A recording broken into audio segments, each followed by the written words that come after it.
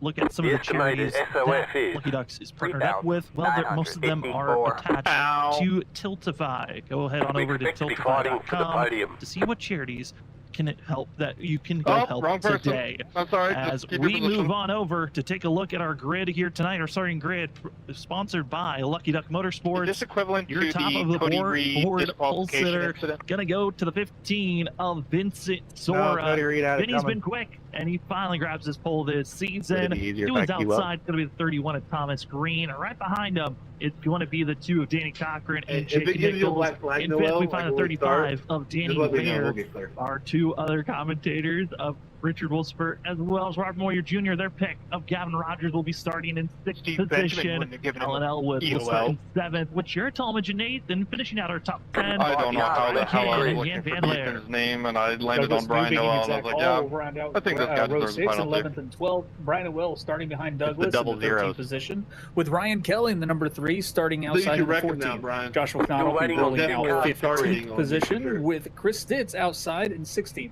Shane Terrian in the number 9, the controller driver, starting back in 17th, with Jordan Beirut in 18th, and rounding out the top 20, Cedric Hunter starting back in 19th, and 15-yard penalty and an automatic first down. Rounding out 010. Back in 21st position, it's the 99 of Ethan Smith. And the chat also got GT right behind me. How you lasting long? He was given an L1 after contact given to multiple drivers during last week's race at Atlanta. So we'll see how the 99 can march his way forward. A surprising driver deep in the field in 22nd position. It's the 67 of Larry Yingling, as well as Brian P. Johnson, who won this race all the way back in Season 1. We also will start back in 24th. GT Rizari in the 14, Ollie Fonseca in 25th. Kyle Rochelle going to be back in 26th position with Matt Meir in 27th, Chuck Sweeting in the 57 and 28th, and finishing up with 29 drivers here this evening is Ben Kinney. Yeah, and tonight's race is going to be 150 laps, no stage break, no fast repairs. Fortress Tires sit with you in pit road. Richard, tonight, survival. Who's willing to test the dog leg? I think that's going to be the question, especially on this first start of the race and any potential restarts we have later on. I think early in the race, a lot of people are going to take it as easy as they possibly can. We won't see. I would not expect us to see a lot of dog leg takers here in lap 1, but I think later in the race, when drivers get some confidence, they'll take it down there and try to get it in as many positions as they can for any restart we have. Well, the field is set.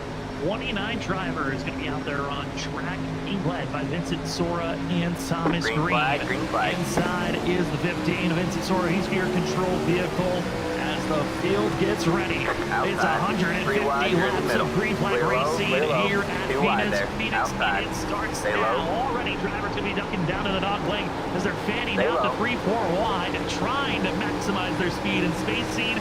Sora with a good launch keeps the lead, but it's 2x2 as they exit turn 2. Very clean dog leg start for the field, causing any issues, fanning out like they'd like to see. But Vincent Sora coming around turn 3 and 4 he will lead lap 1 tonight here at Phoenix. And looks like Thomas Green going to go down into the dog leg as a lot of other drivers start following as well. The drivers attempting their fates in the zone 1 for second place. Danny Cochran, also going to see Thomas Green. 31 saw Danny Cochran take it initially. Lost second because of that move. Attempted back to get second back, didn't work out. He's got a little other drivers deeper in the field. Got some big dive moves down into turn number 3. And drivers are already trying to test. I don't like that. Points, and they have an advantage. And we're still seeing drivers testing the dog leg out. Stay low. They are playing a dangerous game on that dog leg, but they feel comfortable doing it, so they're going to keep doing it, trying to gain some speed. I'm just curious how much that's going to take out of their tire wear for the later part of the run. These guys up here still fighting, trying to lead. Jake Nichols slowly and steady, methodically passing the guys one by one as he moves up into the second place, currently side by side with Danny Cochran as they go into turn 1, still side by side.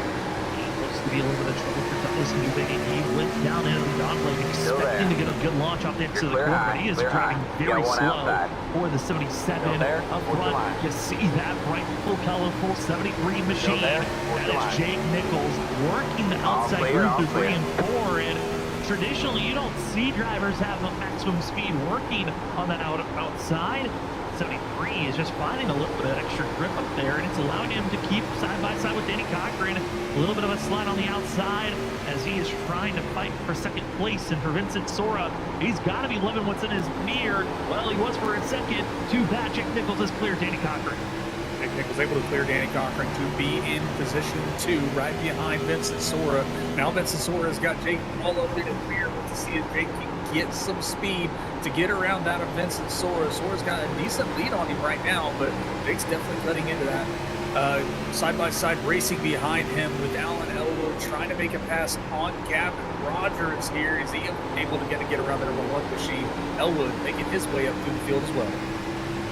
Drivers, like you mentioned, Richard, just the nose digging down and around on the brakes. 27.592.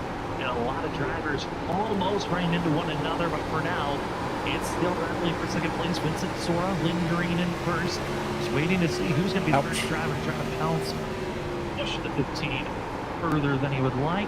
Report for the 77, and Douglas Newbigin looks to be a little bit of a starting park for himself as he had to head to pit road and has parked it for the 77. So 28 drivers still run here this evening.